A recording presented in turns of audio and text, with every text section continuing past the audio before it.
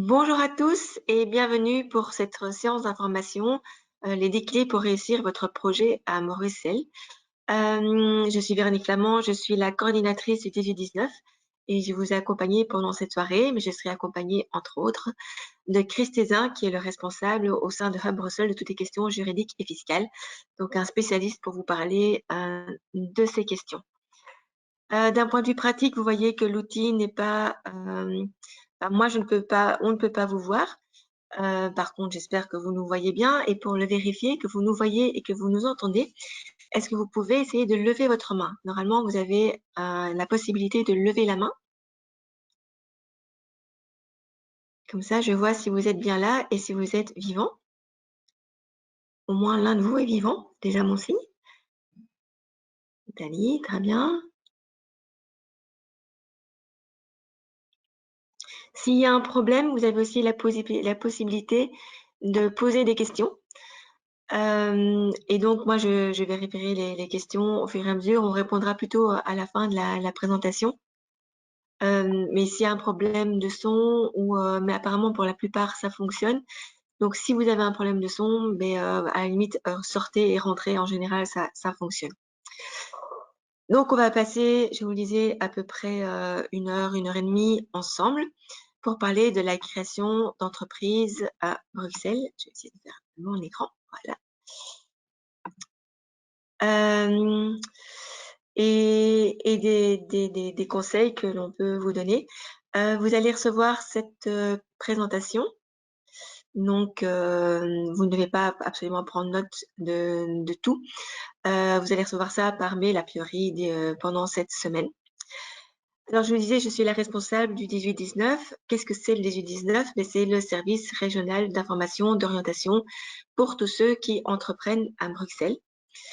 C'est 18-19, c'est un numéro de téléphone en fait que vous pouvez appeler tous les matins de 9 heures à 13 heures pour poser en gros, beh, toute question, liée, à l'entrepreneuriat. Donc ça peut être tout ce qu'on va voir ce soir, donc les autorisations, les permis, le côté je cherche un accompagnement, du financement, des subsides, une localisation, je cherche une formation. Donc toute question, qu'elle soit pointue, précise ou très large, voilà, je veux me lancer, je ne sais pas du tout par où commencer. Vous pouvez nous appeler, vous recevez une réponse personnalisée, à votre question. Vous pouvez aussi poser des questions par mail. Vous avez là l'adresse. Avec la crise, je dois dire qu'on reçoit beaucoup d'emails. Là, par exemple, avec la sortie du Covid Safety Kit et la semaine prochaine d'une nouvelle aide de relance, on est parfois un petit peu noyé du côté mail. Donc, je vous conseille vraiment vivement de plutôt nous appeler. Ça sera beaucoup plus efficace pour vous parce que les mails, parfois, on se laisse déborder et on peut avoir un peu de retard pour vous répondre.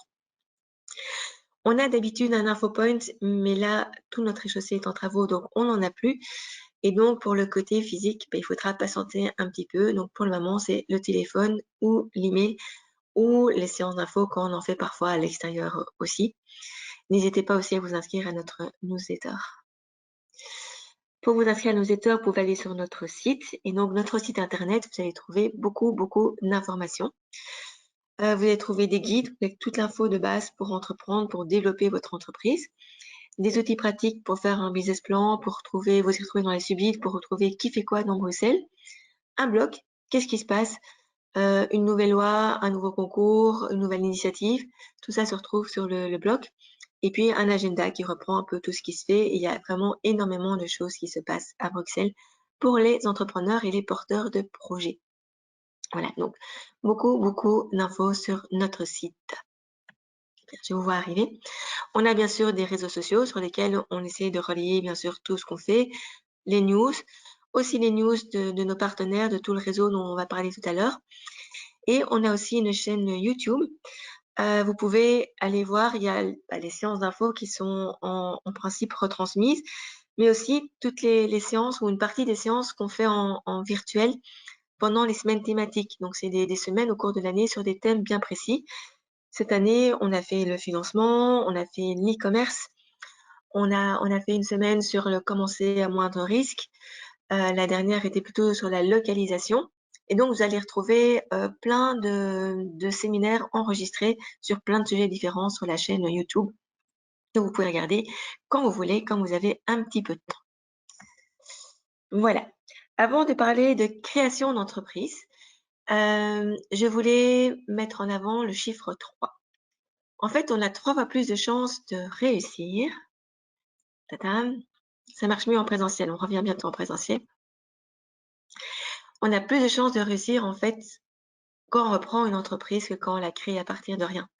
Quand on a un projet, tout le monde a tendance à penser plutôt création, mais en fait, il y a pas mal d'entreprises à remettre, où les personnes arrivent doucement à l'âge de la pension. Il y a toutes ces générations de baby boomers qui arrivent maintenant à la pension. Plein d'entreprises saines qui sont à remettre et qui ont parfois du mal à trouver repreneurs. Et dans les faits, on constate qu'effectivement, reprendre une entreprise qui fonctionne, qui a des jeunes clientèles, qui a déjà pignon sur rue, qui est connue, où il y a déjà un chiffre d'affaires, mais c'est parfois plus facile que de partir de rien, de devoir se faire connaître, de devoir faire tout le marketing. Donc, il y a des inconvénients, bien sûr, il faut faire attention à ce qu'on reprend. Il y a des questions humaines avec le cédant, avec le personnel parfois.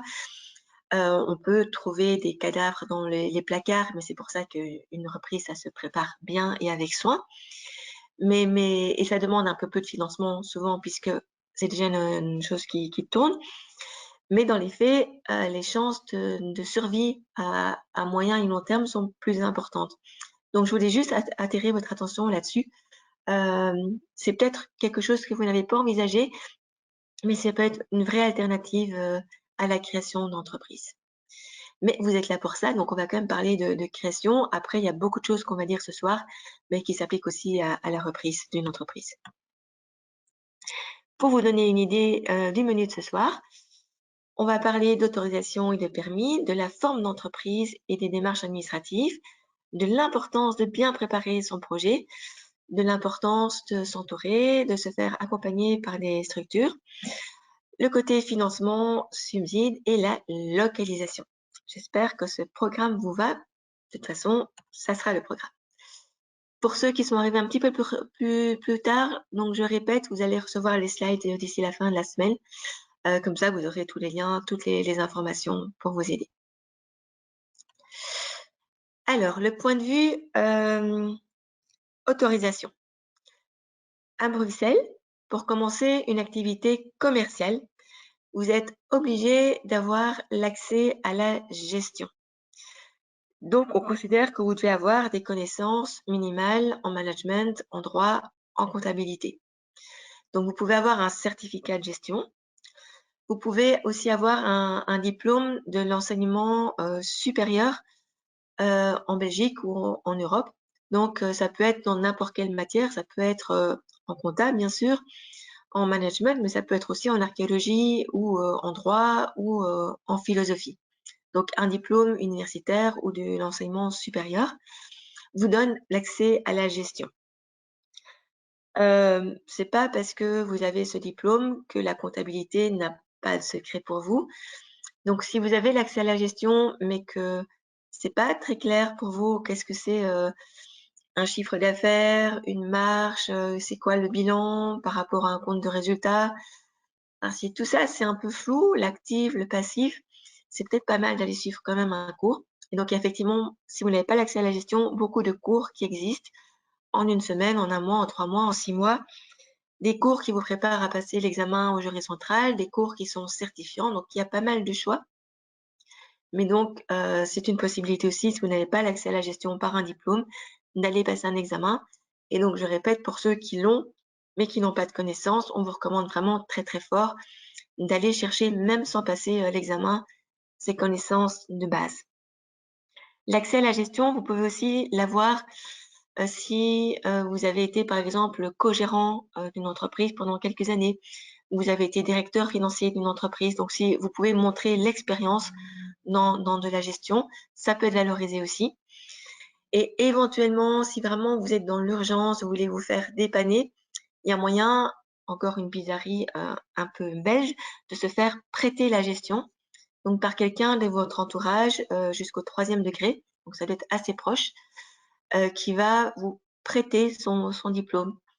Attention, ça peut avoir de l'influence sur son statut social. Donc si par exemple c'est un oncle qui est au chômage, il pourrait perdre son chômage.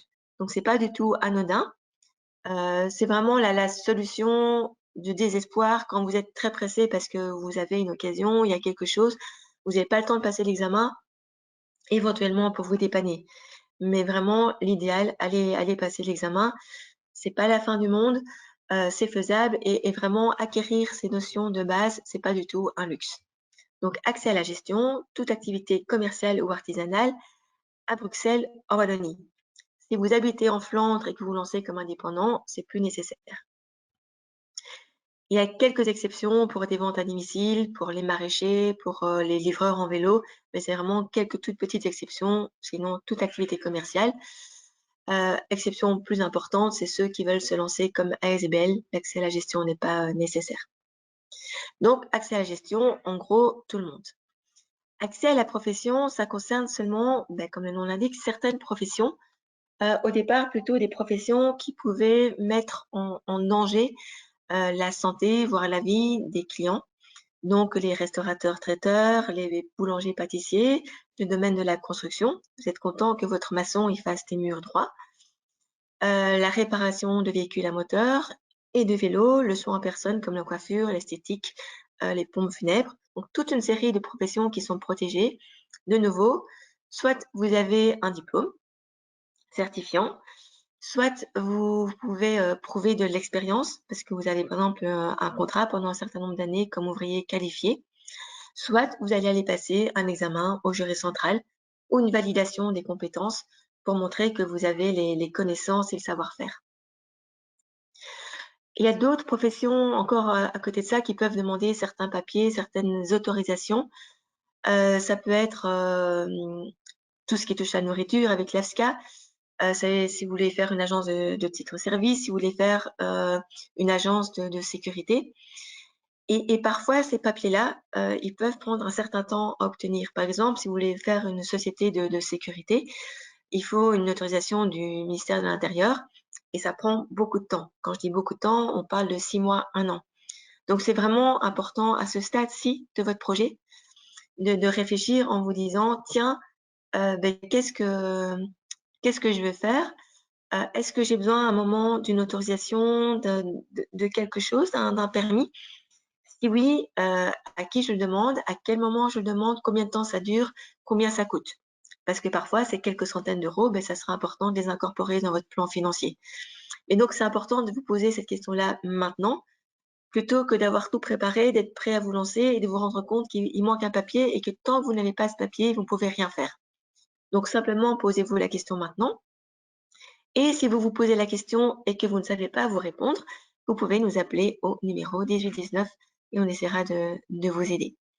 Mais donc, autorisation, c'est vraiment pour ne pas vous retrouver coincé dans un petit moment. J'ai traîné beaucoup, un tout petit peu. L'autre question, c'est la question des permis d'urbanisme. Je vais me permettre de prendre 1 minute pour dire que j'arrive dans 2 minutes. Excusez-moi, j'ai du trafic. C'est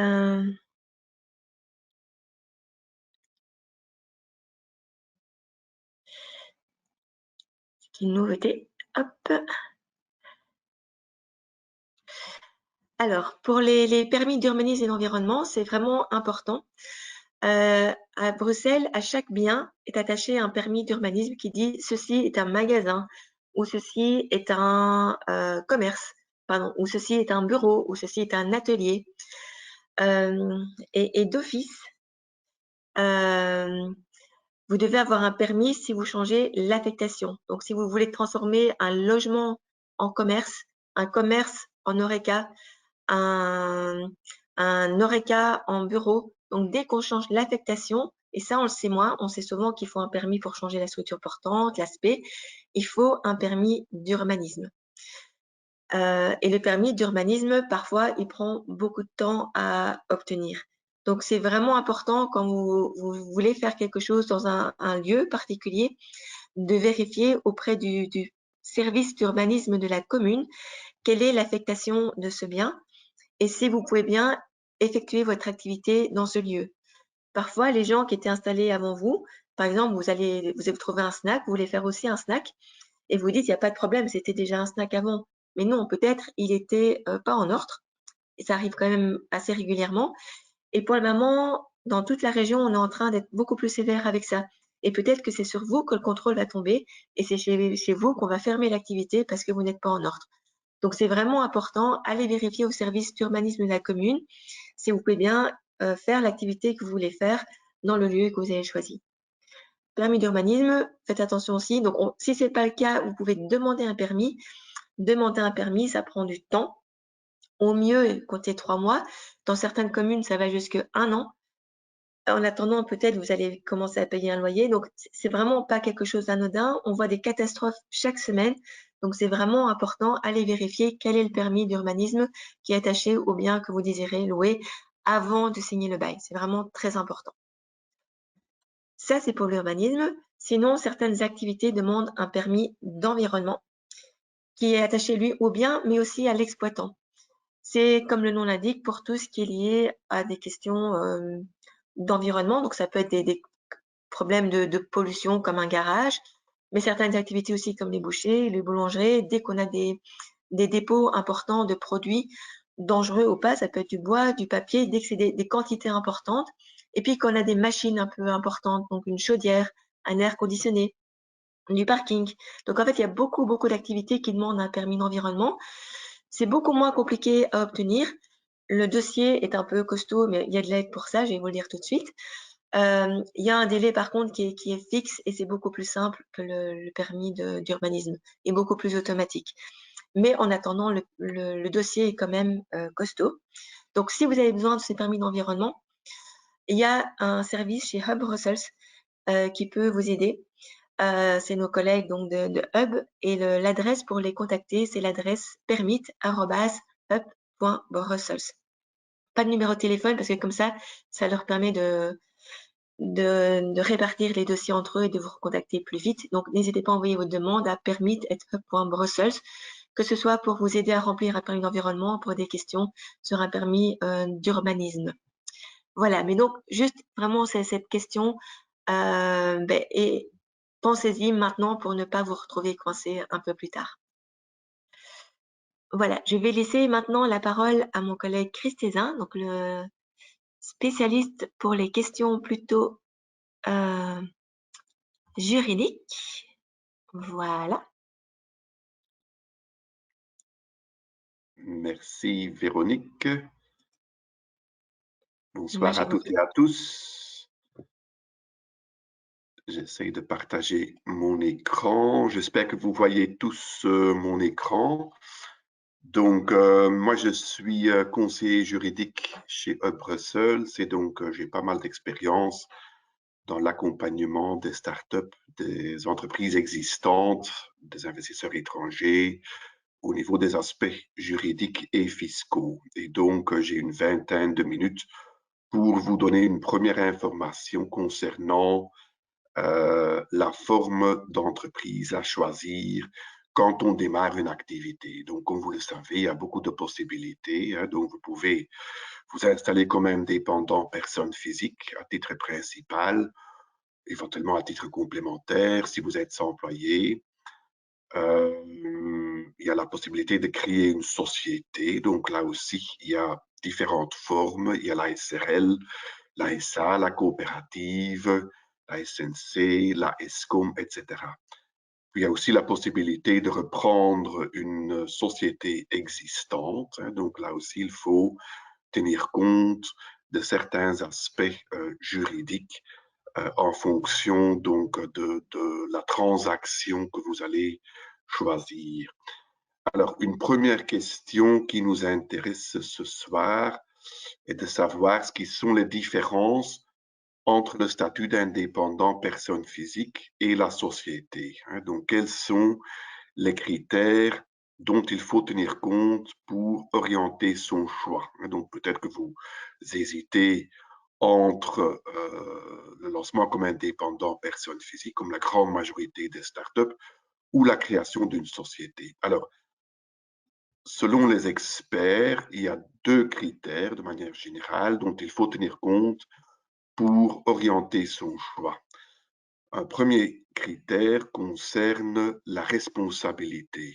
Donc, quand vous êtes indépendant personne physique, vous n'avez pas de responsabilité limitée comme dans une société. Donc, une société crée une séparation, si vous voulez, entre votre patrimoine privé et les risques liés à l'activité de la société, les engagements vis-à-vis des créanciers. Je vous donne un exemple. Donc, imaginons, vous signez un contrat de bail commercial. La législation sur les baux commerciaux prévoit que vous ne pouvez pas mettre fin au contrat avant la fin de chaque triennat.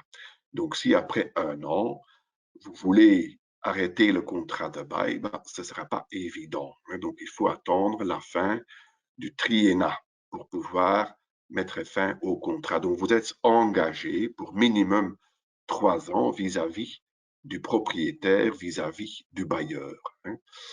Et donc, c'est un engagement important parce que vous avez signé un contrat de bail et vous êtes engagé à payer tous les mois un certain loyer.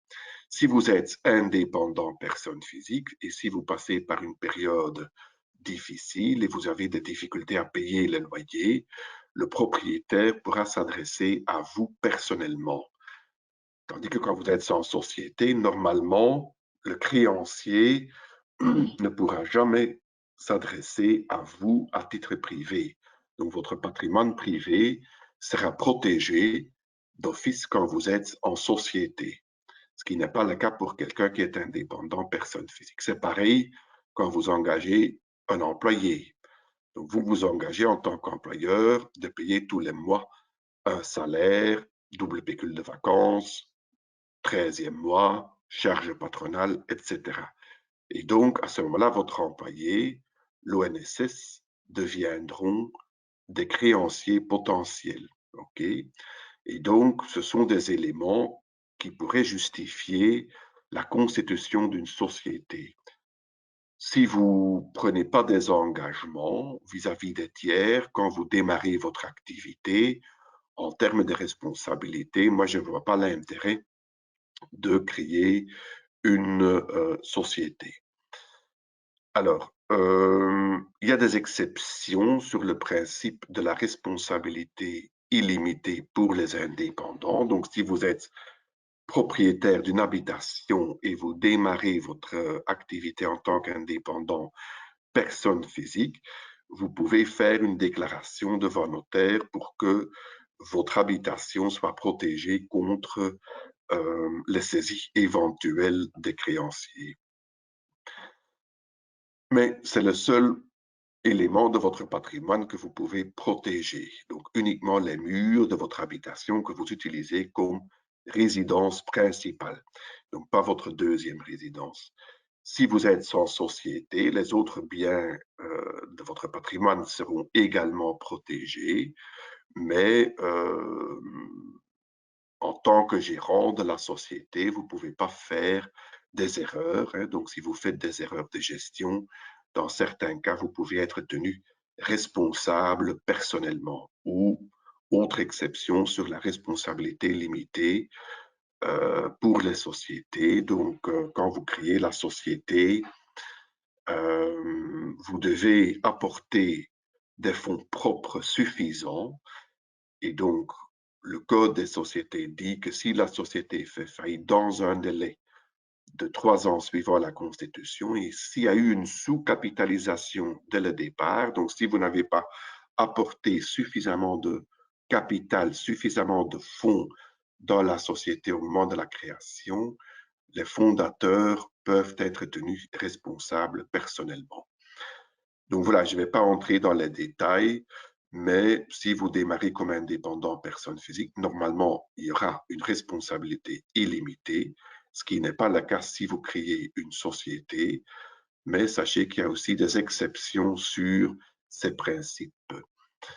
Alors, il y a une deuxième ou un deuxième critère dont il faut tenir compte pour orienter votre choix, c'est la fiscalité. Donc, quand vous êtes indépendant personne physique, vous êtes taxé dans ce qu'on appelle l'IPP, c'est l'impôt des personnes physiques, tandis que les sociétés sont soumises à ce qu'on appelle l'ISOC, l'impôt des sociétés. Donc, dans certains cas, surtout quand les revenus sont plutôt faibles, c'est plus avantageux d'être taxé dans l'IPP. Pourquoi? Alors, avant de vous expliquer pourquoi ou dans quelle situation c'est plus avantageux d'être indépendant, personne physique, ou d'être en société d'un point de vue fiscal, je propose de comparer brièvement l'IPP avec l'ISOC. Donc, pour les indépendants comme pour les employés, il y a un taux progressif. Donc, ça veut dire que le fisc applique les pourcentages de l'IPP par tranche de revenus. Ici, dans la première colonne, vous voyez les revenus imposables. Donc, ce sont les revenus sur base annuelle après déduction des frais. Donc, les contribuables ne sont pas taxés sur le brut, sur les chiffres d'affaires. Donc, nous sommes taxés sur les revenus imposables après déduction des frais qui sont liés à l'exercice de l'activité professionnelle, comme par exemple les cotisations sociales que vous payez sont déductibles, les amortissements, quand vous faites des investissements, vous pouvez déduire les amortissements, les intérêts que vous payez à la banque si vous avez obtenu un crédit, les frais de communication, frais de déplacement, etc. Donc, tous les frais qui sont liés à l'exercice de l'activité professionnelle sont déductibles fiscalement. Et sur ce qui reste, le fisc applique un certain pourcentage par tranche de revenus.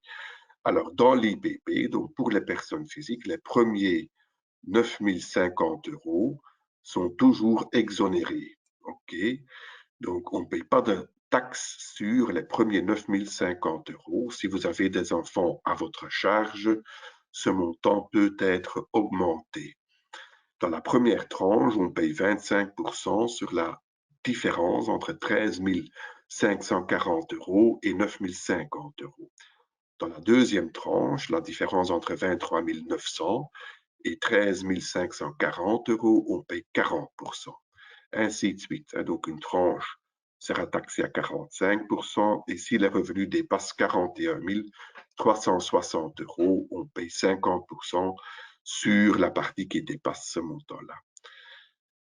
On n'est jamais taxé à 50% sur la totalité. Donc, c'est un taux progressif. Ça veut dire que le fisc applique les différents pourcentages par tranche de revenus. Donc, si par exemple, vous avez un revenu imposable de 15 000, une grosse partie, 9 050, sera exonérée, une partie sera taxée à 25% et la différence entre 15 000 et 13 540 € sera taxée à 40%.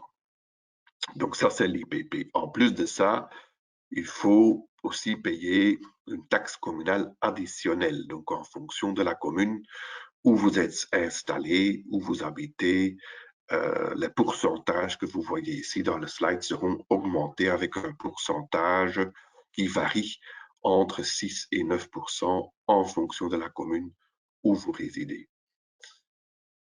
Alors, si vous êtes sans société, donc les bénéfices d'une société sont taxés autrement. Donc, pour les PME, pour les startups, il y a un taux réduit progressif où les premiers 100 000 € sont taxés à 20%. Si le bénéfice imposable de la société dépasse 100 000 €, cette partie-là sera taxée à 25%. Il n'y a pas de taxe communale additionnelle pour les sociétés, mais comme vous voyez, une société n'est jamais taxée à 40, 45 ou 50% comme les indépendants et les employés. Mais, comme je vous ai dit, c'est plus avantageux d'un point de vue fiscal d'être indépendant personne physique si les revenus sont plutôt faibles. Pourquoi? Alors, il y a deux explications. Donc, si vous êtes indépendant personne physique, vous n'êtes pas taxé sur les premiers 9 050 €. Tandis que les sociétés, même si les pourcentages sont inférieurs au pourcentage de l'IPP, les sociétés sont taxées à partir du premier euro. Donc, si vos revenus sont plutôt faibles, vous restez dans la tranche de 25%, éventuellement une partie de 40%.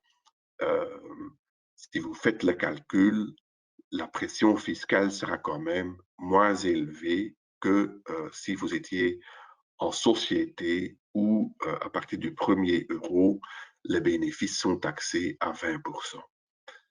Alors, il y a une deuxième explication. Donc, quand vous créez une société, hein, donc vous créez une autre entité juridique, comme je vous ai dit, hein, donc en termes de responsabilité, il y aura une séparation entre votre vie privée et les activités développées par la société, mais au niveau fiscal, ça veut dire aussi que les bénéfices réalisés par la société appartiendront à la société et donc pas à vous directement. Mais donc vous allez travailler normalement comme gérant de votre société et si la société est bénéficiaire, ben, la société pourra éventuellement rémunérer votre travail. Et donc, si vous touchez un salaire de votre société, le salaire sera taxé selon les pourcentages de l'IPP, selon les pourcentages progressifs qui peuvent aller jusqu'à 40, 45 et 50 euros, 50%. Et donc, à ce moment-là, d'un point de vue fiscal, vous n'avez rien gagné en fait. Hein. Donc c'est pareil si par exemple la société distribue un dividende. Hein, donc un dividende, c'est pas un salaire, hein, donc c'est une rémunération de l'apport que les actionnaires, les associés ont fait dans la société. Donc les dividendes sont taxés à 30% en Belgique, donc il y a un précompte mobilier à la source. C'est déjà plus intéressant qu'une taxation dans l'IPP, mais il y a quand même un autre impôt à payer quand vous sortez de l'argent de votre société. Alors, il y a d'autres mécanismes qui existent pour rémunérer votre travail, mais vous comprenez que si vous avez une société, qu'il faut toujours tenir compte de l'impact fiscal sur les rémunérations des gérants, etc. Donc, il ne suffit pas de comparer les taux de l'IPP avec les taux de l'ISOC. Et selon les spécialistes, les experts comptables, etc., c'est à partir d'un certain revenu imposable que ça devient intéressant d'être en société. Et donc, c'est à partir de plus ou moins 40 000, 45 000 euros sur base annuelle que ça peut être intéressant d'un point de vue fiscal d'opter pour une société. Voilà, donc en ce qui concerne les différences entre le statut d'indépendant personne physique et la société, on arrive à une première conclusion ce soir en ce qui concerne ma partie.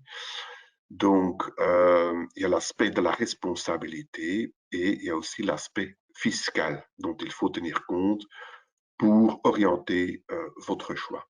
Mais rien n'empêche de démarrer comme indépendant personne physique. Donc, si vous estimez qu'il n'y a pas de risque, qu'il n'y a pas d'engagement important au début, démarrer comme indépendant si vos revenus restent en dessous de 40 000 euros, revenus imposables, et donc rien n'empêche de passer en société par après dans le cadre d'une expansion ou dans le cadre d'une optimisation fiscale.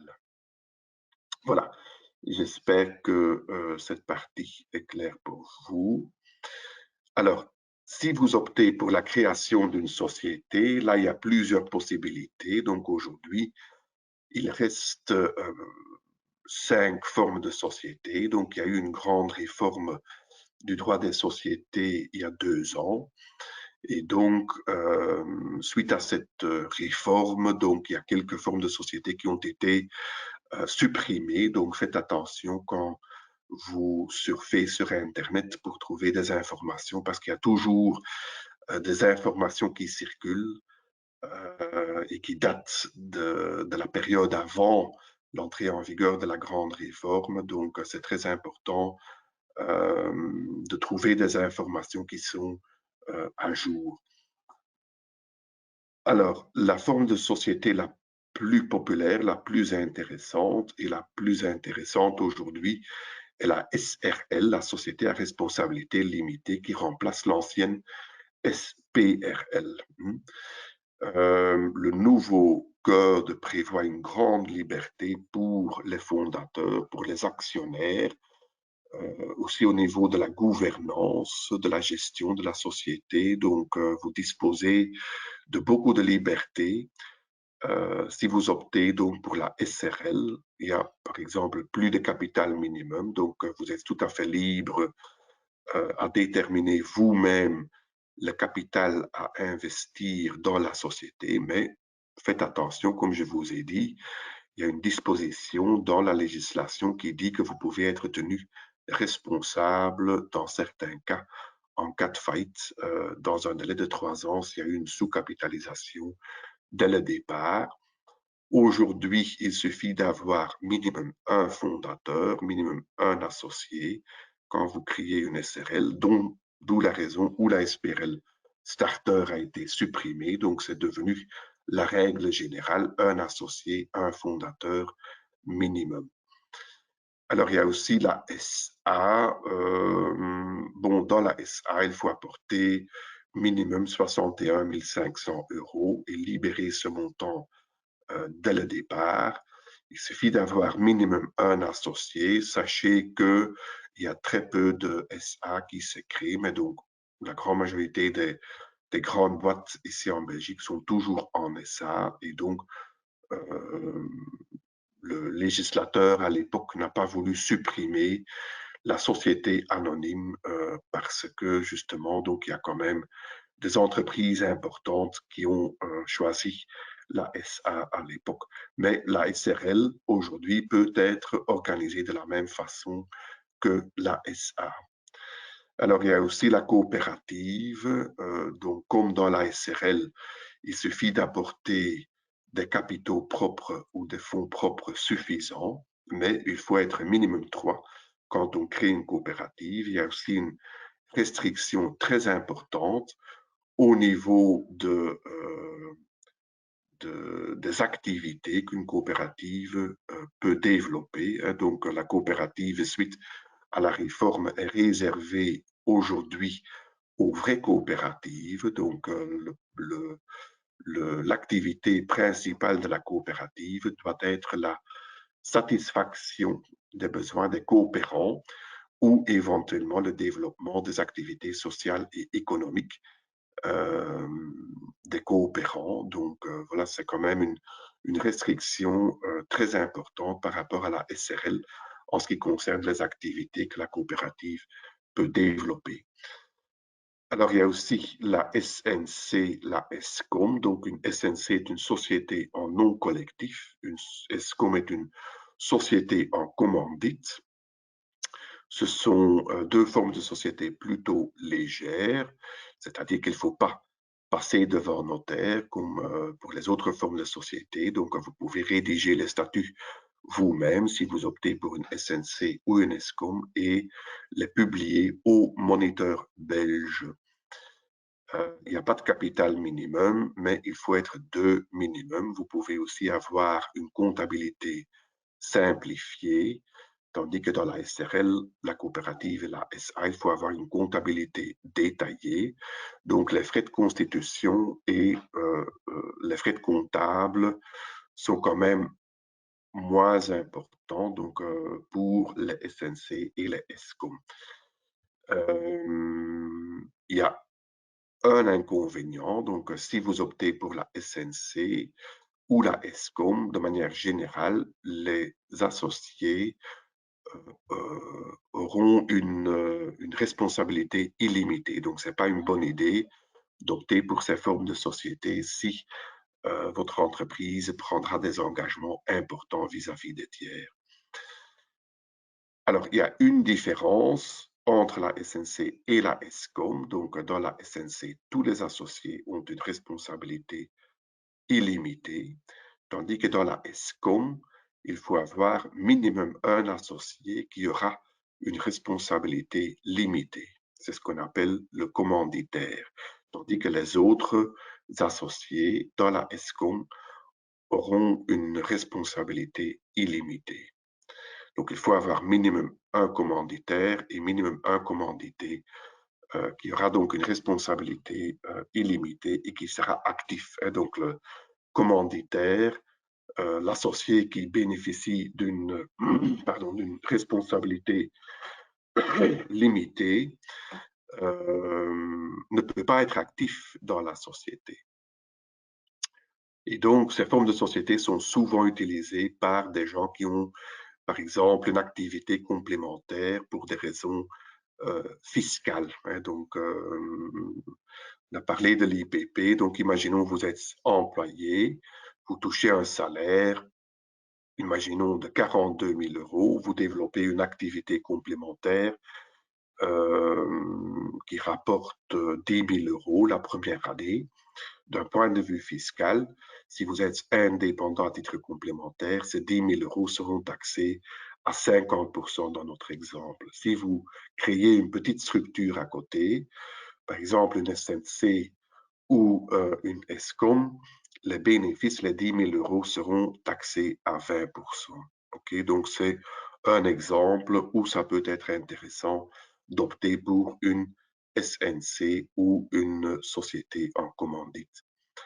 Puis, il y a aussi l'ASBL. Donc, pour la création d'une ASBL, vous ne devez pas passer devant notaire non plus. Vous pouvez rédiger les statuts vous-même et les publier au moniteur belge. Il n'y a pas de capital dans une ASBL. Il faut être 2 minimum. Et très important, donc si vous êtes intéressé par l'ASBL, depuis la réforme, il n'y a plus aucune restriction au niveau de la nature des activités développées par l'ASBL. Donc aujourd'hui, une ASBL peut avoir comme activité principale une activité purement commerciale, ce qui n'était pas le cas avant la réforme de 2019.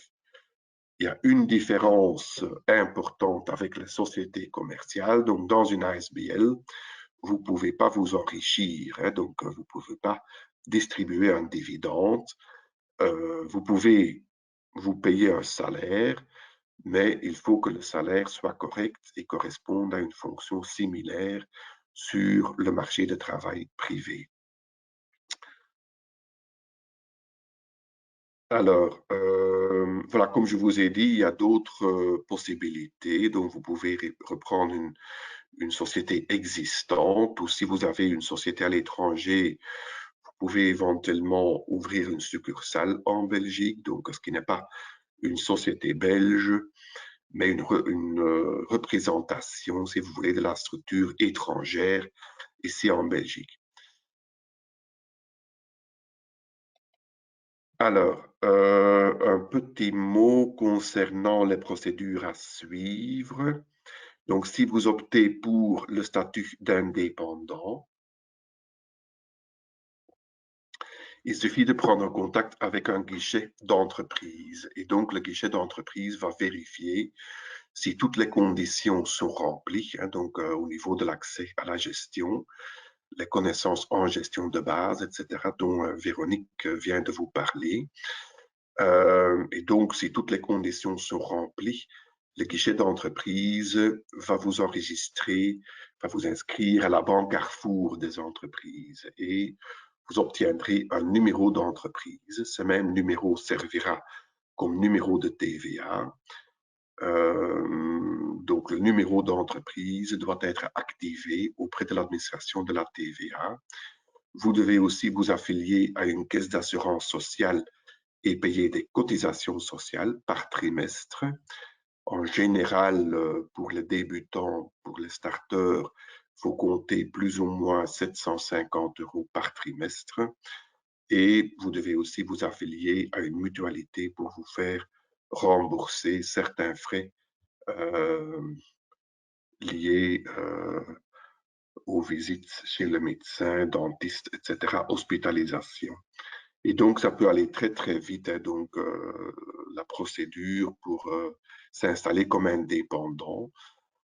Si vous êtes au chômage aujourd'hui, sachez qu'il existe aussi des statuts intermédiaires, comme le statut indépendant tremplin, ou éventuellement le passage par une coopérative d'activité. Donc, ce sont des statuts qui vous permettent de cumuler pendant une certaine période donc votre allocation de chômage avec le lancement de votre activité.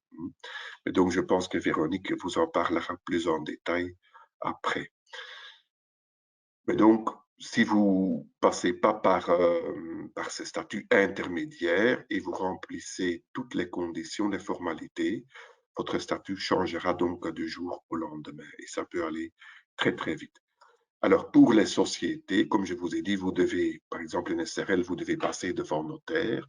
Ce n'est pas le cas pour les SNC et les ESCOM, ni pour les ASBL. L'intervention du notaire vous coûtera plus ou moins 1 300 €. Le notaire, il va rédiger les statuts. Vous devez rédiger un plan financier sur 2 ans. Le notaire, il ne va pas vérifier ce plan, mais donc ce plan financier peut avoir un intérêt en cas de faillite dans les 3 ans suivant la Constitution. Les statuts seront publiés au Moniteur belge, mais donc tout ça, c'est le boulot du notaire. La société sera aussi inscrite à la Banque Carrefour des entreprises, donc elle aura aussi un numéro d'entreprise et un numéro de TVA. Et puis vous-même, en tant que gérant de la société, vous devez vous affilier à une caisse d'assurance sociale comme indépendant. Donc, vous aurez le statut d'indépendant pour la sécurité sociale. Ce n'est pas possible de travailler comme employé dans votre propre société. Donc, vous aurez le statut d'indépendant et donc vous devez aussi payer des cotisations sociales comme les indépendants personnes physiques, mais vous n'aurez pas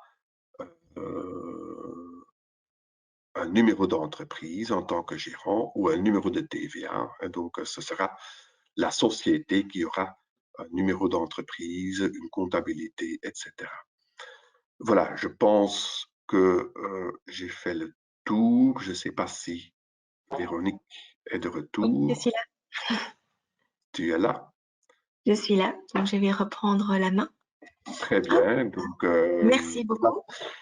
Merci à toutes et à tous pour votre participation. Et donc, voilà, je vous souhaite une excellente soirée et beaucoup de succès dans tous vos projets. Bonne soirée. Au revoir. Merci beaucoup, Chris.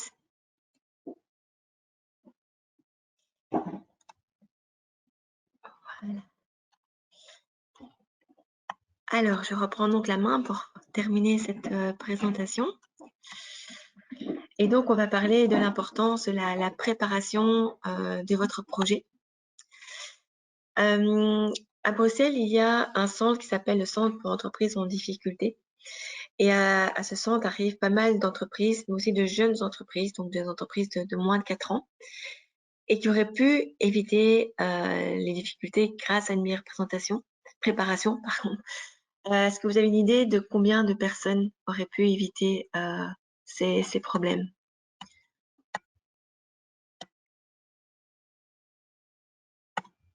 En fait, c'est 70%.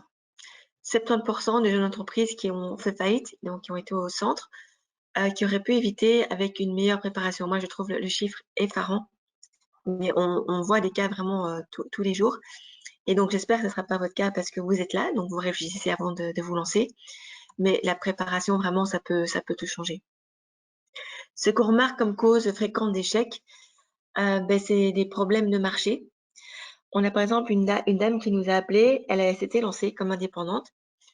Et ça faisait 6 mois qu'elle était lancée, donc 6 mois qu'elle était indépendante, 6 mois qu'elle payait les cotisations sociales. Et en fait, elle avait 0 client. Les cotisations sociales, on les paye qu'on ait des clients ou pas. Et donc, elle était vraiment très mal parce qu'elle avait aucun revenu, mais elle avait déjà des frais.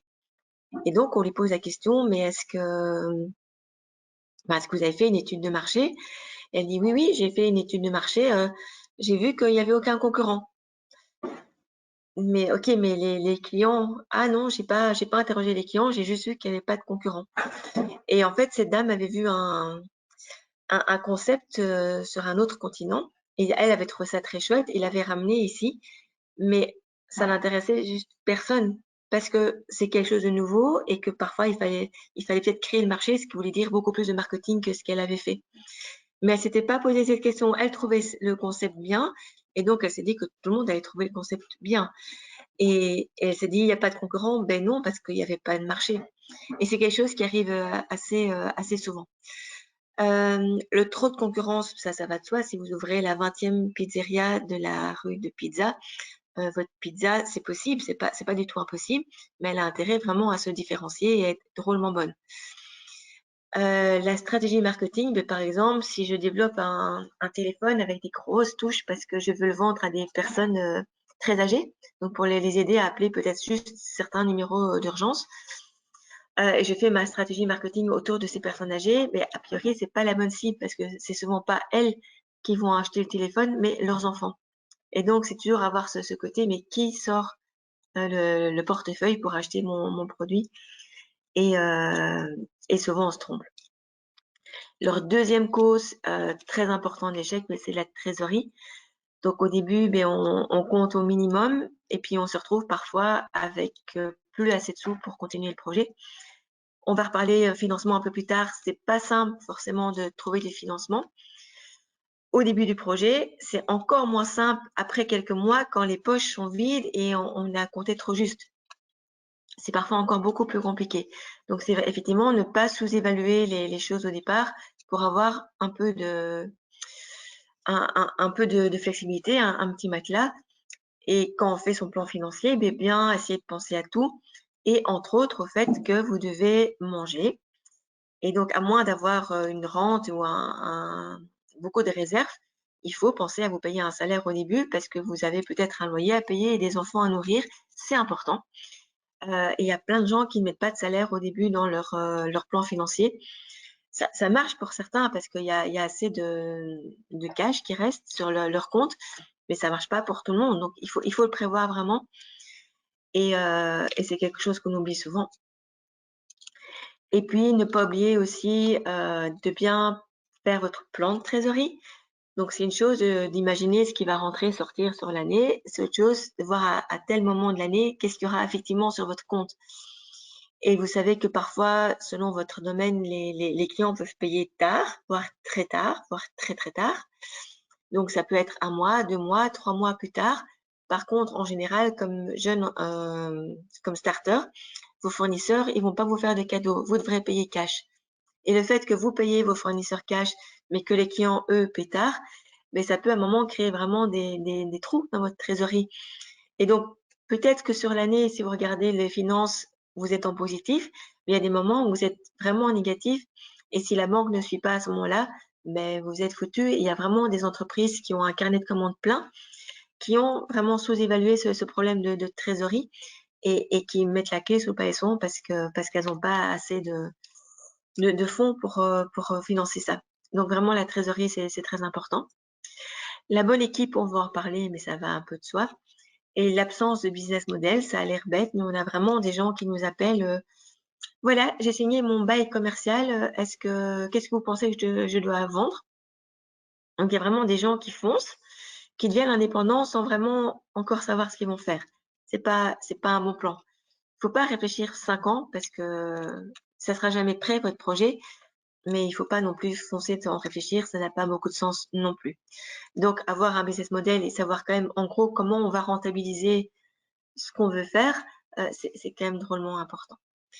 Je vois les questions, donc je vais jeter un œil.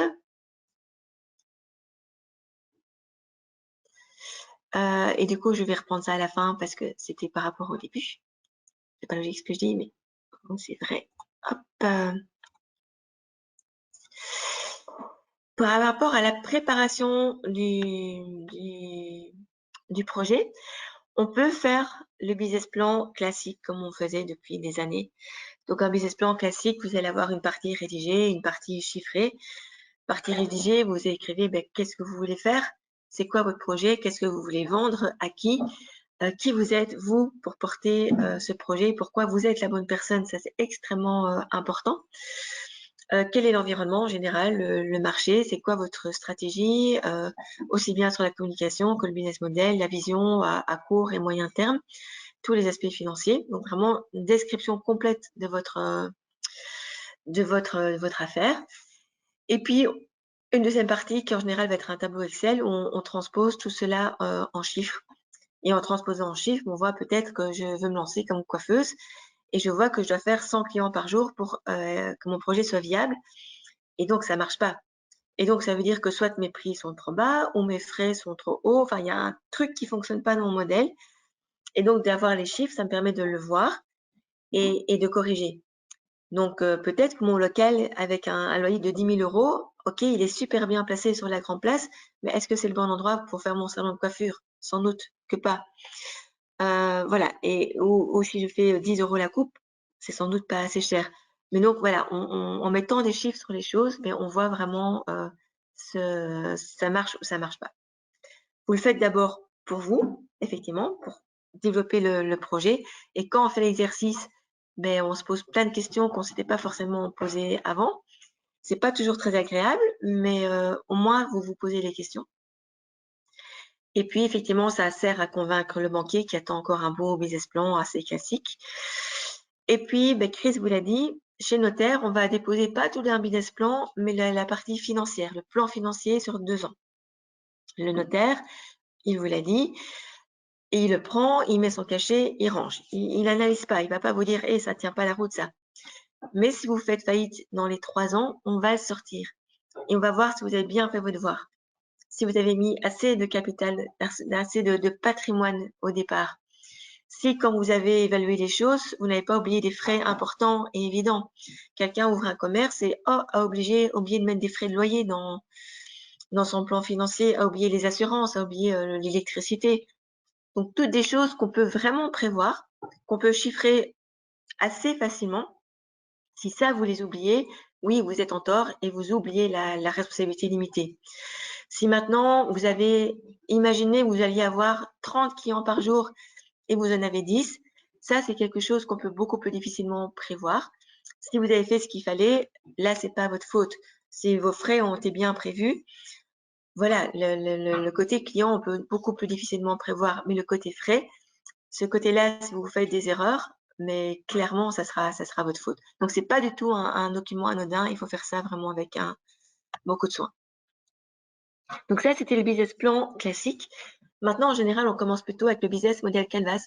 Donc, on va plutôt, au lieu de travailler sur un long document où on voit une chose à la fois, travailler sur une grande feuille. Souvent, on travaille sur un A2. Vous voyez, c'est divisé en 9 cases. Vous avez en gros, ben, qu'est-ce que c'est votre produit? C'est ce qu'on appelle la proposition de valeur. Produit, service, qu'est-ce que vous vendez? Qui sont vos clients? Comment vous les touchez? Quelle est votre relation? Quelles sont vos ressources, vos activités, vos partenaires? Et du coup, les coûts et les revenus. Et donc, vous avez tout votre business en un coup d'œil. En général, on joue avec des post-it, on voit où sont les hypothèses, on essaie autant que possible d'aller valider les hypothèses sur le terrain, d'aller voir, tiens, est-ce que le client, il réagit vraiment à ça ou est-ce qu'il préfère ça? Ce partenaire-là, est-ce que ça tient la route ou pas? Et donc, ça permet d'avoir une vision beaucoup plus dynamique de votre projet et de pouvoir pivoter beaucoup plus vite. Et en fait, quand on prépare le projet, on peut y passer des siècles si on veut, ça va jamais se passer comme vous l'avez prévu, exactement, jamais, parce que la vie est comme ça et c'est ce qui fait que l'entrepreneuriat est un peu la dernière grande aventure.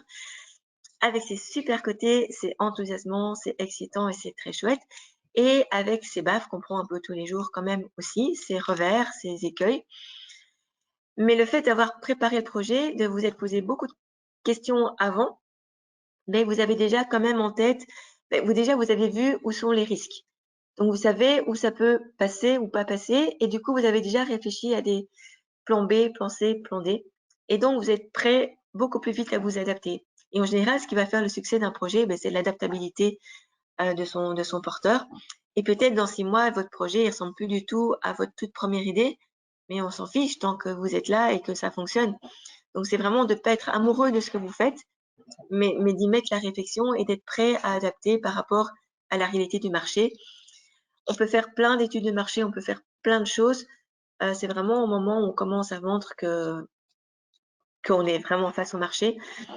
Et peut-être que dans votre étude de marché, vous avez fait une étude qualitative, vous avez rencontré des clients potentiels qui vous ont dit oui, moi je veux faire ça, je veux acheter ça, je veux. Et puis en fait, quand ça sera dans la vraie vie, ils vont pas faire ça du tout. Et vous devrez adapter votre projet.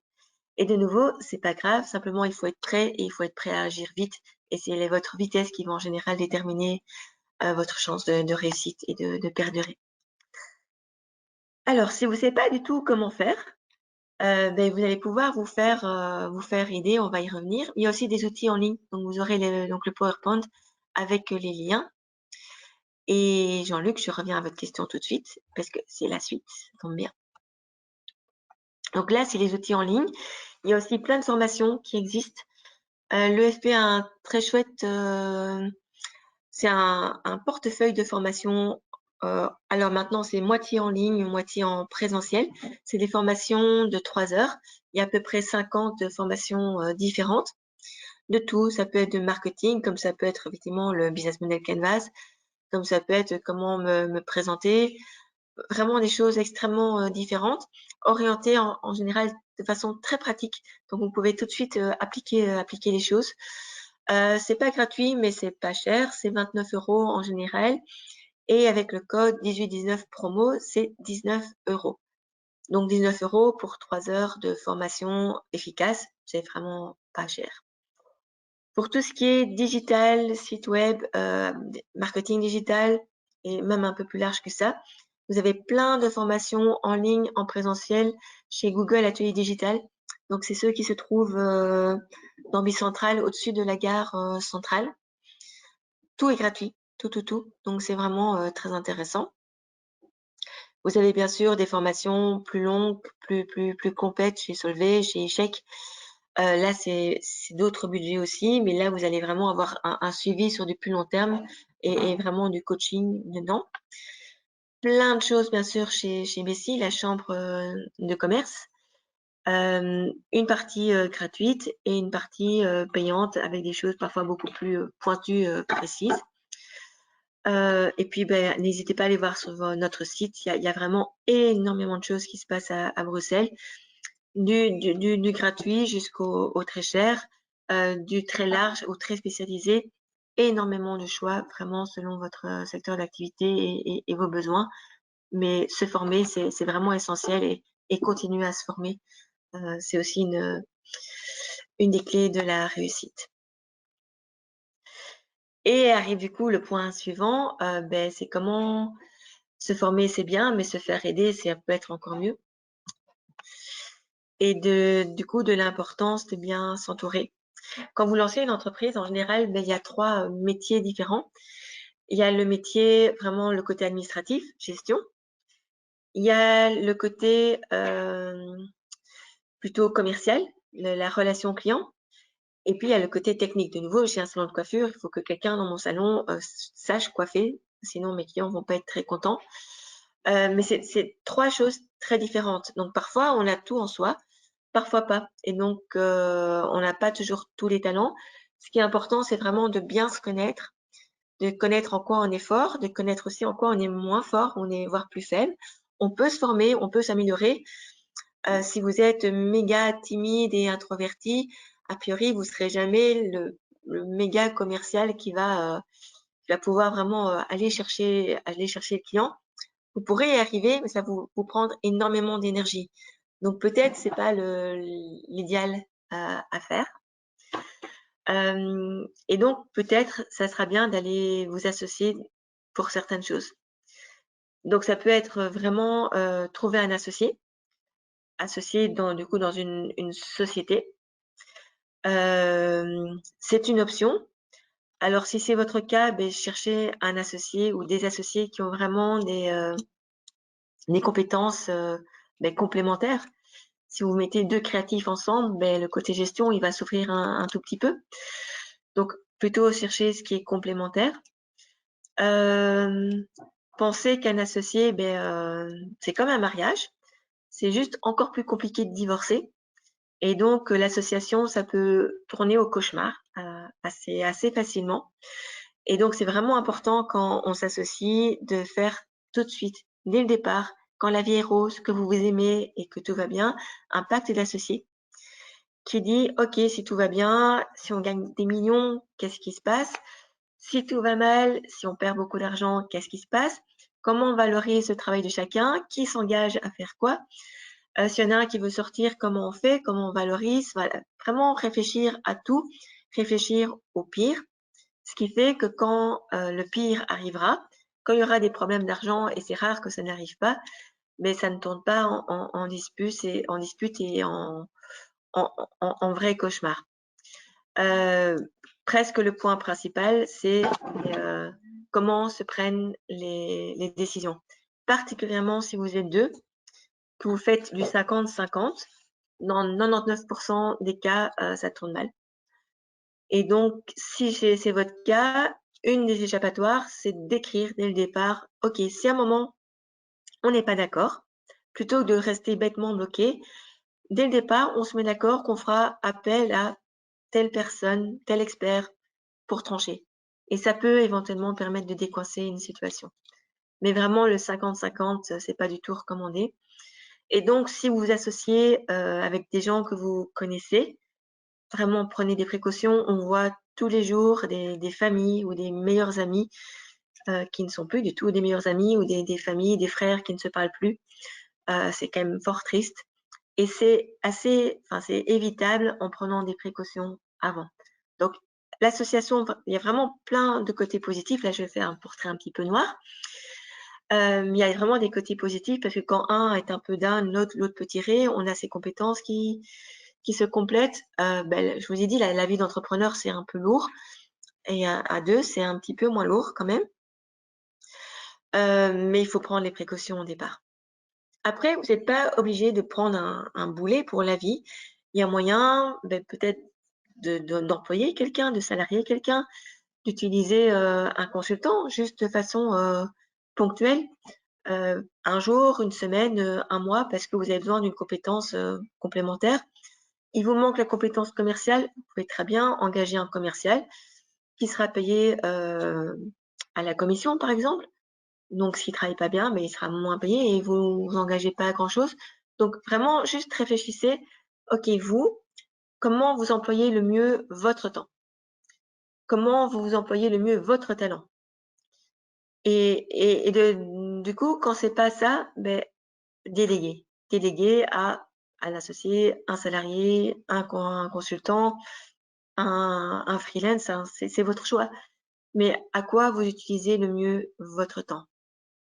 L'exemple qu'on voit tout le temps, par exemple, c'est quand on est jeune entrepreneur, on n'a pas beaucoup de sous, souvent. Et donc, on veut faire des économies. Et par exemple, on voit quasiment tout le monde veut faire lui-même son site internet. Et parfois, les gens passent des heures, des jours à faire un site internet boiteux, plutôt que de payer quelqu'un dont c'est le métier, qui va le faire a priori mieux. Pas toujours, choisissez bien, mais en général mieux. Et pendant ce temps-là, vous auriez pu utiliser le temps que vous épargnez là à faire votre job, c'est-à-dire d'aller chercher des clients qui paient. Et donc, de nouveau, c'est un choix à faire à quoi vous utilisez le mieux votre temps, sachant que votre but, malgré tout, c'est un moment d'avoir de l'argent sur votre compte en banque. Donc, voilà. Connaissez vos limites et apprenez à vous faire aider. Dans ces partenaires compétents, le plus évident, c'est le comptable, qui maintenant s'appelle expert comptable. Faites attention vraiment dans son choix. On a eu énormément d'appels avec la crise, dont énormément de comptables, experts comptables, et on savait qu'il y en avait des mauvais, mais on n'imaginait pas à quel point. Il y a des gens sur le marché, mais ils ne connaissent rien. C'est effrayant, vraiment. Donc, choisissez bien. Ça peut être un vrai partenaire. Il va jamais gérer l'entreprise à votre place. Vous êtes le patron. Donc, ne déléguez pas tout au comptable en disant, c'est mon comptable qui s'occupe de tout. Le patron, c'est vous. Et ça, c'est vraiment important. Mais donc, pour le choisir, faites appel au bouche à oreille. Donc, quelqu'un qu'on vous recommande, qui connaît votre branche, votre secteur, ça sera mieux parce qu'il connaîtra les ficelles fiscales qui vous permettront de payer un minimum d'impôts. Combien il facture? On peut facturer à l'heure, on peut facturer par forfait. À l'heure, ça va de 75 € jusqu'à 150, sans doute plus. Donc, c'est quand même important de bien choisir. Et peut-être vous avez une petite activité, le forfait, il n'est pas nécessaire. À l'heure, c'est très bien. Donc, comment il facture? Et puis, est-ce que quand il vous parle, il arrive à utiliser un langage compréhensible par le commun des mortels, sachant que de votre côté, il y a un petit pas qui doit vraiment être fait pour avoir ces notions de base quand même de gestion. Si vous, de nouveau, je ne savez pas ce que c'est un chiffre d'affaires, formez-vous, c'est vraiment important. Je vous ai mis aussi les fédérations professionnelles parce qu'ils sont là pour vous représenter, mais ils ont parfois aussi des chouettes services quand on est membre. Par exemple, l'UCM, le SDI, vous pouvez être membre avec moins de 200 € par an. Et du coup, vous avez accès aux services juridiques. Et donc, vous pouvez, pour ces 200 € par an, faire relire vos contrats, faire relire vos conditions générales de vente, faire relire le pacte d'associés peut-être. Voilà, ce qui pourrait vous coûter sinon extrêmement cher ailleurs. Donc, ne serait-ce que pour le service juridique, ça marche aussi si vous avez un contentieux avec un client ou avec un fournisseur. Ils peuvent vous aider. Donc, franchement, c'est quand même un service très utile pour un prix extrêmement raisonnable. Et il y a d'autres avantages en plus à côté. Voilà, pour un prix modique, je trouve que c'est un service qui vaut la peine.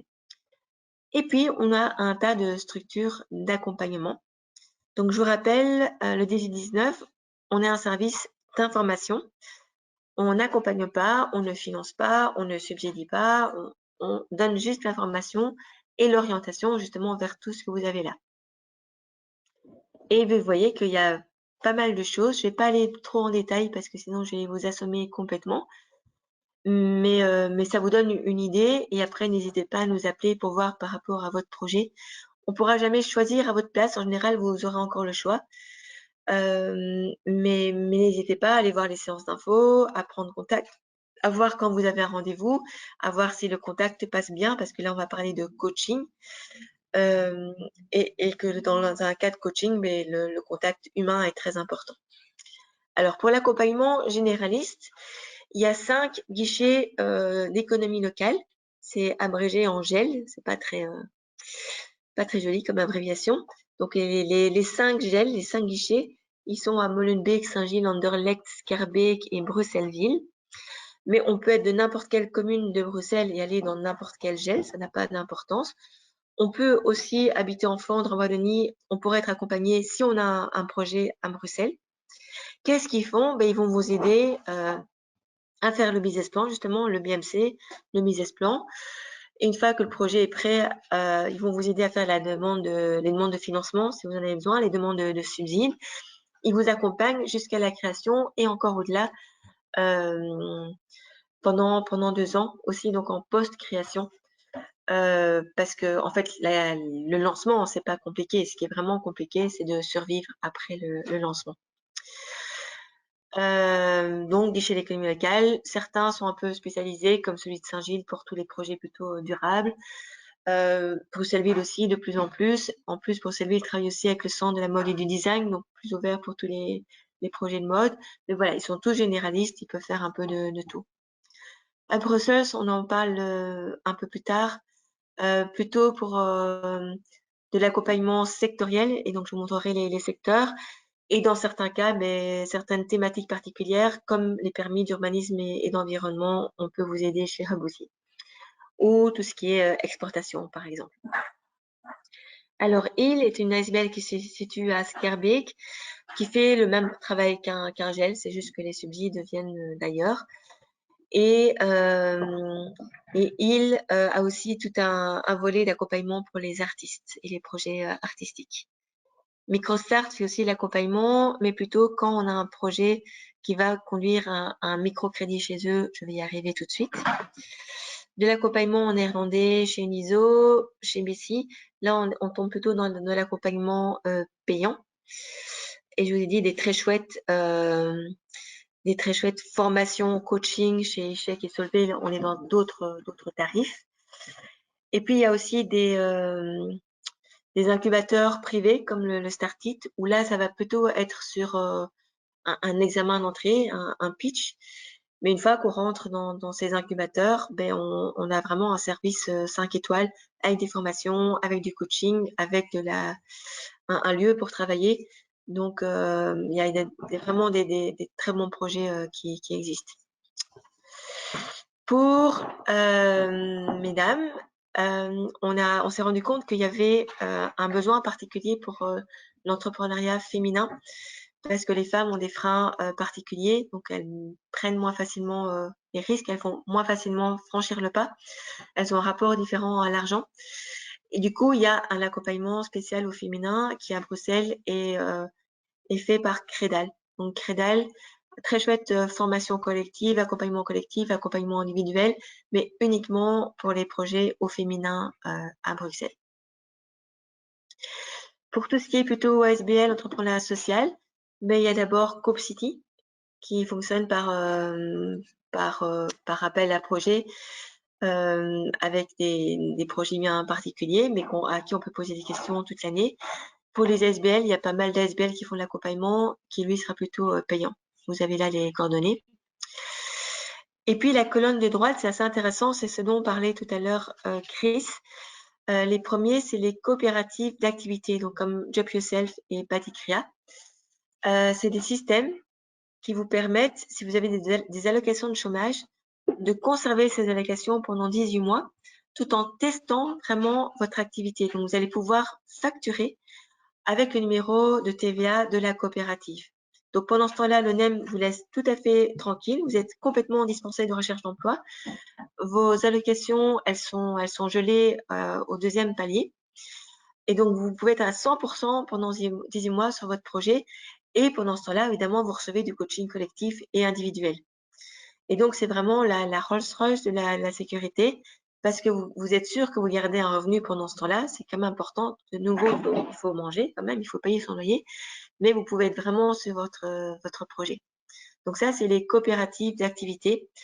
Ça fonctionne pour plein d'activités. Ce qui ne sera pas possible, c'est de signer un bail commercial normal parce que ça serait la coopérative qui devrait signer et elle ne peut pas s'engager pour vous pour 9 ans. Ça va être les activités où il y a un ordre comme vous pouvez pas vous lancer comme médecin ou comme comptable ou comme architecte. Tout ce qui demande des gros investissements parce que de nouveau la coopérative peut pas prendre cet engagement-là. Et parfois pour des questions d'assurance comme le transport de personnes, ce n'est pas possible non plus. Mais sinon, service aux personnes, service aux entreprises, artisanat, il y a beaucoup de choses qui peuvent fonctionner. Et puis, vous avez un peu plus bas les Smart ou Tento. Ça peut vous permettre de facturer, là peut-être plus sporadiquement. Smart, par exemple, imaginons que vous voulez vous lancer comme consultant et vous avez un client en vue, mais aucune idée de ce qui vient venir après. Vous pouvez très bien travailler via Smart et du coup, c'est une relation à 3. C'est la Smart qui va facturer à votre client et la Smart va vous salarier. Et du coup, vous prenez pas le statut d'indépendant, vous êtes salarié avec un CDD. Si vous êtes au chômage, vous allez noircir les cases du chômage à ce moment-là, mais vous perdez pas le chômage pour les autres jours.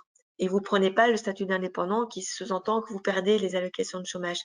Donc c'est un super statut aussi pour tester, ou quand vous avez un client en vue et aucune idée de ce qui vient après, ou parce que vous voulez rentrer en coopérative, mais il y a toute une procédure qui fait que peut-être c'est un peu trop long pour vous. Et là, vous avez un client qui est chaud boulette et qui est prêt à être là, vous pouvez commencer très bien à facturer via Smart et puis passer en coopérative. Donc, c'est des systèmes qui permettent vraiment de tester avec un minimum de risque votre projet. Je ne vais pas aller en détail ici, mais donc vous voyez, il y a des choses vraiment plutôt vers l'artistique, vers l'IT évidemment. Et puis dans l'accompagnement public chez Hub, là vous avez tous les clusters de Hub avec de l'accompagnement et des clusters plus spécialisés pour l'économie circulaire, pour tout ce qui est multimédia, gaming, l'éco-construction, life tech, donc les technologies de la vie en particulier, les dispositifs médicaux et l'e-santé. Et puis hospitality, c'est tout ce qui est tourisme événementiel innovant. Pour les questions juridiques, je vous disais, tout ce qui est les mouvements sociaux comme l'UCL, SDI. On a des permanences nous-mêmes juridiques tous les 15 jours. Vous pouvez avoir un rendez-vous gratuit avec un avocat du barreau de Bruxelles. Pour des questions de droit, par exemple, vous êtes au chômage, est-ce que vous pouvez garder vos droits, enfin, de droit du travail? L'atelier de droits sociaux peut être vraiment de grands secours aussi parce qu'ils connaissent très très bien la jurisprudence. Voilà, donc il y a des solutions éventuellement pas trop chères pour des premières questions juridiques. Nos permanences, c'est pas pour des contentieux, c'est vraiment pour un premier conseil par rapport au choix de la forme d'entreprise, ou aussi éventuellement en propriété intellectuelle. Donc, qu'est-ce que je peux déposer? Est-ce que je dois déposer? Combien ça peut coûter? Comment faire? Tout ça, on peut vous donner une première réponse, mais vous pouvez aussi avoir un rendez-vous gratuit avec un avocat spécialisé en propriété intellectuelle. Et puis, si jamais vous avez moins de 30 ans, je ne vous vois pas, donc je ne sais pas, vous pouvez aller sur le site de Yale Brussels où vous allez trouver les programmes pour les plus jeunes. Bicerter s'est arrêté, Boost aussi. Il y a un nouvel appel à projet qui est en cours et donc les nouvelles structures apparaîtront a priori au mois de janvier. Ça sera vrai aussi pour l'accompagnement en général. Il y avait aussi un appel à projet et donc les lauréats seront connus en décembre. Et donc, un peu pour répéter ça, pour se lancer en limitant les risques, se faire accompagner, ça c'est le point 1. Et puis, je vous disais, le côté SMART, les coopératives, éventuellement le tremplin indépendant, c'est un système dont parlait Chris, qui vous permet de vous lancer comme indépendant complémentaire avec le chômage. De nouveau, ça permet de garder un revenu garanti. On vous recommande vraiment de vous faire accompagner parce qu'il faut un peu surveiller les comptes. Et puis, éventuellement, de nouveau, si vous êtes demandeur d'emploi inoccupé, il y a une prime d'Acteris de 4 750 € pour le moment, donnée sur 6 mois, qui vous sera donnée si vous habitez Bruxelles et vous vous lancez comme indépendant à titre principal. Si vous avez l'option d'aller plutôt vers la coopérative ou la Smart ou le tremplin, ça sera toujours plus sécurisant et en fait, vous aurez plus que la prime indépendant. Si vous n'avez pas droit aux allocations de chômage, par exemple, oui, bien sûr, allez prendre la prime. Voilà, mais donc, faites-vous accompagner, c'est vraiment, c'est trop bête de pas en profiter alors que toutes ces structures sont là. Et vous voyez que pas mal sont subsidiés par de l'argent public, nous aussi. Donc quelque part, vous payez nos salaires, merci beaucoup, mais donc n'ayez vraiment aucun complexe à utiliser ces structures et en abuser. C'est un service public donc qui est à votre service. Ça va multiplier vos chances de réussir, vraiment. Si je fais un long monologue, je suis désolée. N'hésitez pas si vous avez des questions et quand vous voulez faire une pause. Alors, point suivant, souvent c'est quand même quelque chose qui attire beaucoup l'intérêt, c'est la question du financement. Souvent, quand on pense financement, on pense banque. On voulait juste attirer votre attention sur le fait qu'il n'y a pas que les banques. Il y a les FFF, qui sont les Family, Friends and Fools, donc la famille, les amis, des gens de l'entourage plus ou moins proches qui sont prêts à mettre un peu d'argent sur votre projet. Parfois, un peu d'argent peut faire la différence pour un microcrédit qui peut peut-être lui-même faire la différence pour débloquer plus d'argent derrière. Donc parfois, un peu d'argent peut faire un gros effet levier. On peut aussi aller chercher des investisseurs privés. Alors, ça peut être vraiment des investisseurs qui rentrent dans le capital de votre société et qui vont pouvoir bénéficier en général d'abattements fiscaux assez intéressants. Donc, c'est vrai pour tous et donc ça peut être un incitant. Ça peut être des investisseurs privés, des gens que vous connaissez. Ça peut être des investisseurs qu'on appelle les business angels qui sont organisés en réseau, qui n'ont d'angels que le nom en fait, parce que quelque part leur but c'est quand même de gagner de l'argent. Donc ils prennent de vrais risques. Ils investissent souvent dans des projets vraiment innovants, des projets à haut potentiel. Mais donc comme c'est des projets vraiment innovants, il y en a quand même beaucoup qui se plantent. Donc ils prennent des risques. Mais donc dans les projets qui marchent, ils attendent un vrai return. Et donc effectivement, un business angel ne va pas investir sur un petit commerce local qui n'est pas innovant, qui peut être très bien, qui peut marcher très bien, mais ne va pas être facile pour ce genre d'investisseur. Les gens qui voudraient vous prêter de l'argent, depuis peu, c'est possible aussi via Finance, dont j'ai parlé après, il y a le prêt proxy. Donc, si un particulier vous prête de l'argent, il peut aussi avoir un avantage fiscal, donc il va payer moins d'impôts tout de suite. Et si jamais vous vous plantez et vous n'arrivez pas à le rembourser, il aura une partie de ce prêt qui sera quand même garantie. Donc, ça existe depuis quelques mois maintenant. Ça s'appelle le prêt proxy et c'est assez chouette. C'est pas encore assez utilisé, C'est une bonne façon aussi de mobiliser, les prêteurs. Et puis à côté de ces prêteurs investisseurs, on a aussi, le microcrédit. Le microcrédit, beh, c'est des crédits d'un montant pas trop important, donc 15 000 ou 25 000 €. Là, vous voyez Microstart, Credal, Hefboom. Il y a aussi le microcrédit public qui s'appelle Brusoc. Hem, on peut aller chercher du microcrédit quand on est exclu bancaire. C'est pas compliqué d'avoir un nom à une banque et c'est vrai que quand on a bah, par exemple, juste quand on est au chômage, la banque, elle va dire non d'office. Quand on a eu des problèmes dans le temps, mais qui sont en résolution, qu'on a été fiché à la Banque nationale, pour une banque, ça sera non d'office. Pour eux, non, c'est pas rédhibitoire. Tant qu'il y a des plans d'apurement et puis on va toujours analyser votre dossier, bien sûr, et et voir que vous êtes capable de rembourser. Le but, c'est évidemment pas de vous mettre dans les difficultés. Et donc, c'est des solutions parfois de financement, je vous dis des sommes modiques, mais on peut déjà faire un très beau projet avec, 15 000 €. Il faut juste bien réfléchir à son projet. Les taux d'intérêt sont en général plus élevés que les taux du marché, parce qu'ils prennent un peu plus de risques et donc le public ça va à 4 et on va jusque du 9 avec Microstart. Mais évidemment, c'est des plus petites sommes, donc en fait, ça fait pas une différence si énorme dans les faits, même si les chiffres peuvent faire un petit peu peur. Donc ça, c'est le microcrédit. À côté de ça, on a aussi le crowdfunding. Vous connaissez tous ça maintenant, je pense. C'est le fait de mettre son projet sur une plateforme internet. On vous a mis quelques exemples là, mais en fait, il y en a beaucoup plus actifs maintenant en Belgique. Et en fait, les internautes peuvent mettre de l'argent sur votre projet. Hem et vous pouvez ainsi lever des fonds. Plusieurs façons de fonctionner, donc certaines comme par exemple la première là, KissKiss, c'est ce qu'on appelle du reward. Donc imaginons que j'ouvre une brasserie, vous me donnez 20 €, moi je dis: «Beh, si vous me donnez 20 €, je vous donnerai une bouteille de bière quand ma brasserie est ouverte». Donc il y a un échange. Évidemment, vous donnez moins que ce que vous recevez. Ça, c'est un peu le but. Il y en a qui fonctionnent où en fait vous rentrez dans le capital, c'est comme ça que fonctionne Spreads. Look and Fin va être plutôt sur, le modèle de prêt. Le prêt, c'est souvent plutôt pour des entreprises déjà existantes et qui ont déjà fait leurs preuves. Et puis il y a vraiment des modèles de dons, simplement, même sans contrepartie, comme Ulule, par exemple.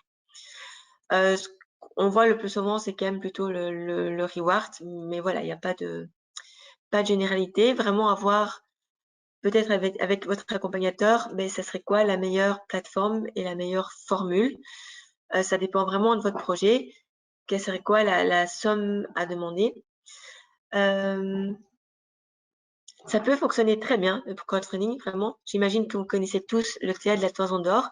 Il y a quelques années, ils avaient levé 50 000 € en 40 secondes. Il y a un projet qui avait été accompagné par, Impulse à l'époque.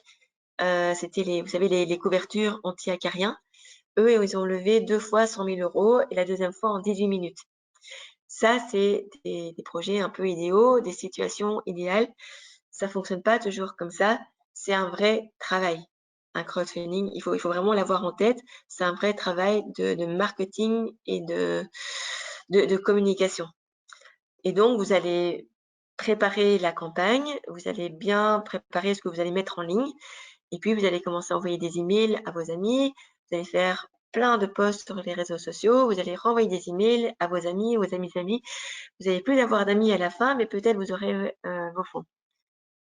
Mais franchement, moi je trouve que c'est un super outil, beh, aussi d'étude de marché parce que, beh, vous allez voir si votre projet, il intéresse quelqu'un ou peut-être que vous allez voir que vous êtes nul en communication et qu'il est temps de faire un gros effort. Ça sera un des 2. Et l'un cas comme l'autre, vous avez un échec, mais au moins vous apprenez avant de vous être lancé plus loin et vous corrigez. Il y avait comme ça un projet qui avait fait une levée, enfin qui essayait de faire une levée sur KissKiss, qui s'est vraiment planté, mais assez lamentablement. Elle a revu vraiment son modèle et elle a relancé et ça a vraiment bien marché et un an après, elle levait des millions au niveau européen. Donc ça lui a vraiment permis de se rendre compte qu'il y avait un problème dans son modèle de départ et elle s'en était pas rendue compte au départ. Donc le crowdfunding, ce côté étude de marché, et il est vraiment, je trouve assez pertinent. Et en plus, bah, si ça marche, bah, vous avez un peu plus de sous en poche, ce qui est toujours bien. Si vous avez besoin d'aller voir un banquier, vous allez voir le banquier avec plus de sous en poche.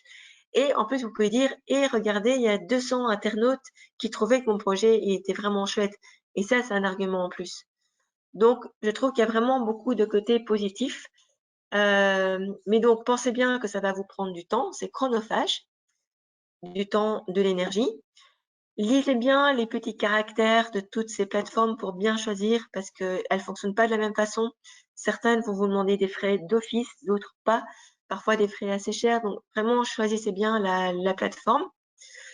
Euh, voilà. Et pensez bien aussi que vous levez 10 000 euros, ben, il y aura des frais à payer.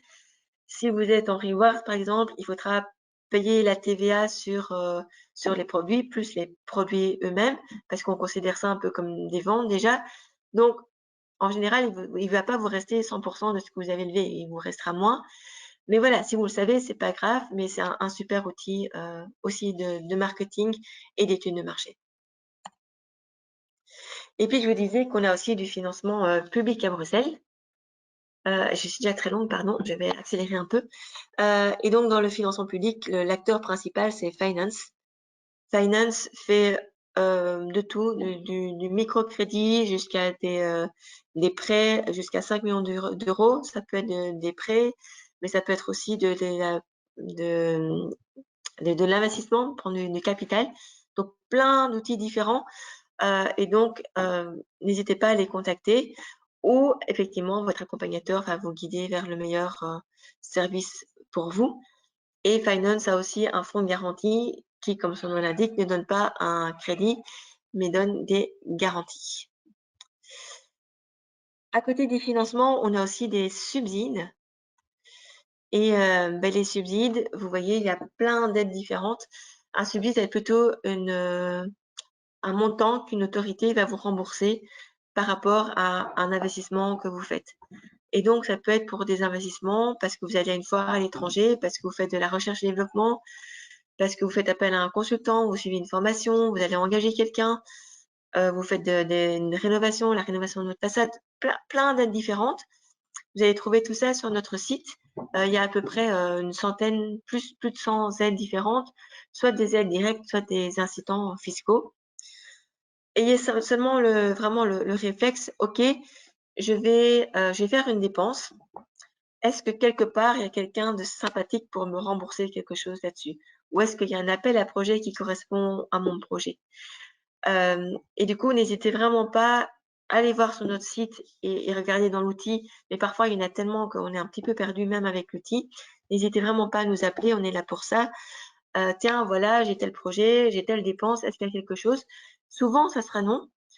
Mais si c'est oui, ça serait trop bête de le rater. Et souvent, la procédure est assez stricte. Donc vraiment, ok, j'ai une dépense, j'appelle. Et comme ça, vous savez à qui le demander, à quel moment le demander, combien vous pouvez obtenir. Et ça peut être important pour justement calculer votre trésorerie. Mais vraiment, vous posez la question au fur et à mesure. Et donc là, j'allais vite parce que c'est un peu trop tôt dans votre projet. Mais qu'est-ce qui fait que vous allez avoir les subsides ou pas? Ben, ça sera selon votre secteur, la taille de votre entreprise.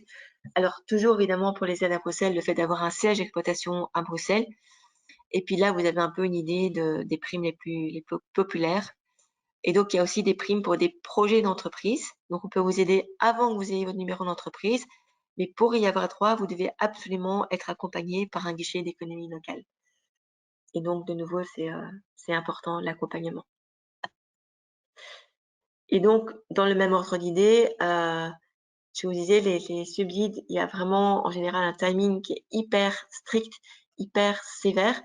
Et si votre dossier il est rentré trop tard, par exemple, quelqu'un nous a appelé un jour, ça fait déjà un certain temps maintenant, il avait acheté un bâtiment d'1 million d'euros. Il nous appelle pour savoir à quel subside il a besoin.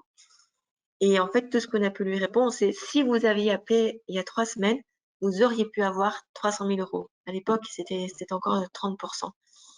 Et donc, imaginez ce pauvre homme, Et donc, c'est vraiment hyper important le timing. Donc, posez-vous la question, est-ce qu'il y a un subside et quand est-ce qu'il faut rentrer le dossier et quand est-ce qu'il faut rentrer le dossier final? Un jour trop tard, c'est trop tard, tous les systèmes sont informatisés maintenant. C'est pas que les fonctionnaires ne veulent pas vous aider, c'est qu'ils n'ont pas le choix. Si le dossier est trop tard, c'est dans le système, c'est clôturé, ils ne peuvent rien faire, ils ne peuvent pas vous aider. Et donc, c'est vraiment important de suivre ça de près. Voilà, dernier point, c'est la localisation. De nouveau, vous êtes un peu tôt dans votre projet a priori, mais comme ça, vous avez une idée de ce qui existe. Si vous cherchez, vous voulez ouvrir un commerce, mais c'est évident que vous avez besoin d'un endroit où vous avez une petite chance que des clients rentrent dans votre magasin. Et donc, il y a un outil qui s'appelle Inventimo pour trouver des espaces commerciaux ou toute l'offre publique en tout cas. Il y a un très chouette outil en ligne analytics.brussels qui fonctionne de nouveau. Il a été un peu chaotique pendant un an, sur lequel vous vous inscrivez, puis vous allez pouvoir trouver plein de données par quartier commercial. Donc, c'est combien de chalands par jour, par heure de jour, quel type de personnes, quel statut social, est-ce que c'est plutôt des familles ou des célibataires, des travailleurs, qu'est-ce qu'ils cherchent, qu'est-ce qu'ils voudraient voir ouvrir comme magasin, qu'est-ce qui existe déjà. Donc, beaucoup d'infos pour vous aider à trouver le bon endroit à Bruxelles. Si vous cherchez plutôt du bureau ou des ateliers, il y a des centres d'entreprises publiques.